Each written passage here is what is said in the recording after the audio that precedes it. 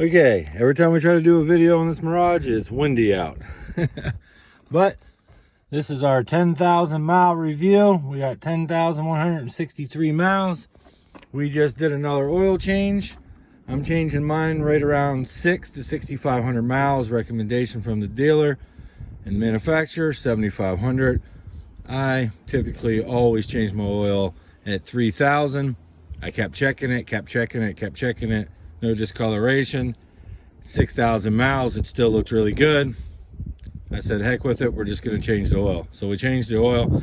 I'd say 7,500 is probably good enough, but not for me. I'm changing it sooner. Okay. We didn't get the car cleaned up for this video, so you're gonna see it in real life condition here. And she's a little dirty. But the only thing that I dislike so far is there's no pad here to put your foot on, and it wears the carpet. So I found this real thin piece of carpet. I cut it, I put it in there, and it's not the stylish, but it works. It's not gonna mess with my carpet.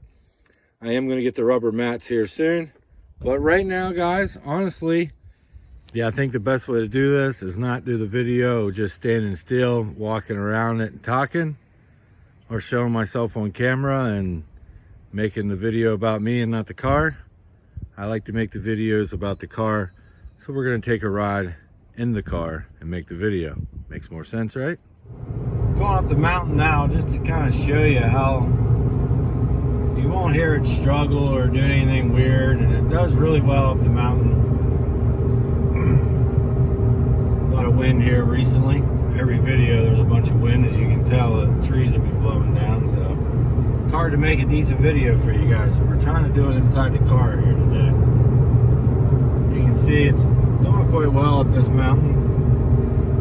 Not sure if you can see the speeds or not, but 55, you know, about 3,000 RPM. Going up over this hilly terrain, it's going to make us get about 37 miles per gallon. Still not bad for this hilly terrain, but honestly, you'd have to travel this all day to keep getting 37 miles per gallon. It'll creep right back up. I don't think it's a very loud engine bay. I'll shut up and let you listen.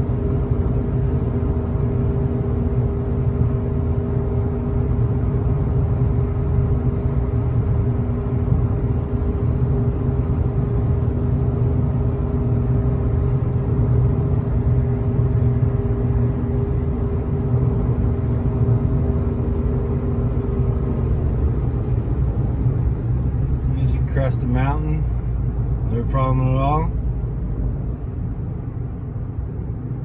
Pretty quiet, in my opinion. A little bit louder than other cars, a little bit, because there's a little less sound deadening and everything. Hence why the car costs $19,600 versus $25,000 to $33,000, which everybody else wants in these similar style cars. But these are in a class of their own. They don't even make nothing like this anymore. So you can't really compare this to a Corolla, because a Corolla's in a different league. It's a bigger car and everything else. The Mazda, the Chevy, all that stuff's gone. This is the last one left. Hopefully it stays around a while. But down the mountain, perfectly fine. Around the turns, fine. Suspension does good. I have no complaints other than, like I said, the place where you have no place at all to put your foot when you're driving. Nowhere to rest it. They didn't put no cushioning there, no little mat to help it wear out the carpet so it doesn't wear out the carpet. And I showed you guys that's why I put that mat there, to keep it from wearing the carpet. Kind of ugly, not too bad, doesn't get in the way, nice and thin. So I'm fine with that. Honestly, like I've been trying to search for stuff to tell you guys at the 10,000 mark of what I disliked, and that's the only thing I can come up with. That's the only thing. The 78 horsepower goes up the mountains, no problem at all. 80 mile an hour down the highway, 42 miles at a gallon at 80. 50, 55, 60. This thing's getting anywhere between 44 and 54 miles a gallon, depending on the terrain that you're in. Like this real flat stuff that we're on right now, guys. This is all day long, high 40s into the 50s if you're creeping around the 45, 55 mile an hour mark. Now, right here, they could, I guess, put a navigation in. Could have. That'd jump the price up. Everybody has a smartphone. Everybody's got a GPS in their smartphone.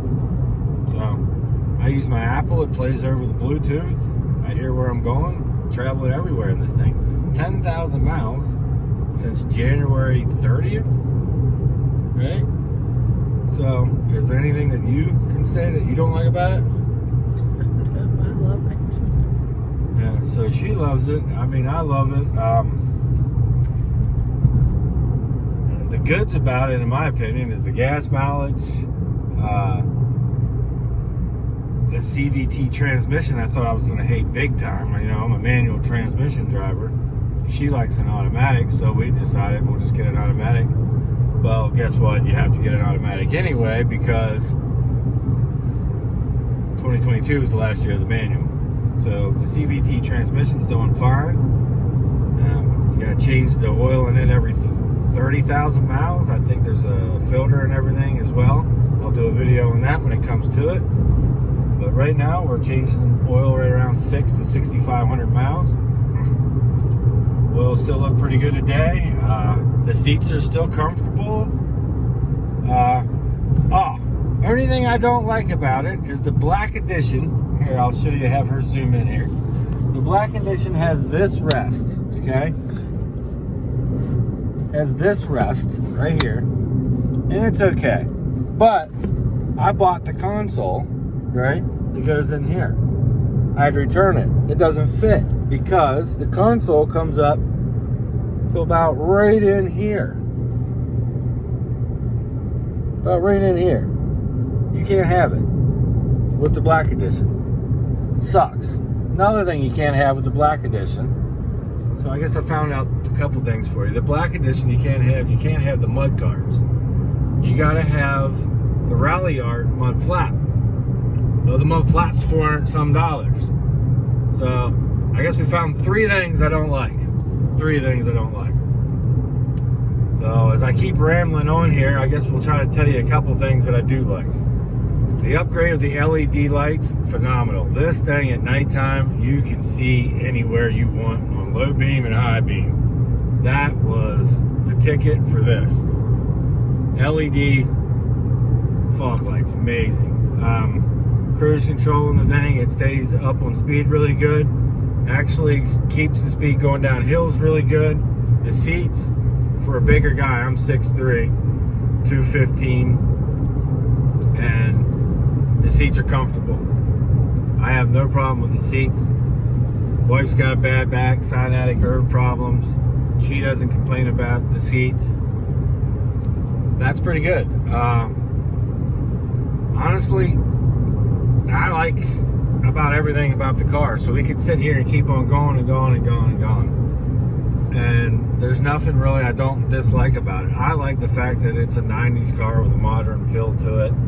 And it's what I really like. Another dislike, I guess, they don't have a CD player, but what car does in 2024? I'm still listening to CDs. I'm sure none of you do but me, but maybe a couple of you out there still do. But that's, I can change that. But that's, that's anything I can find that I dislike. Everything else I like. I like everything about it.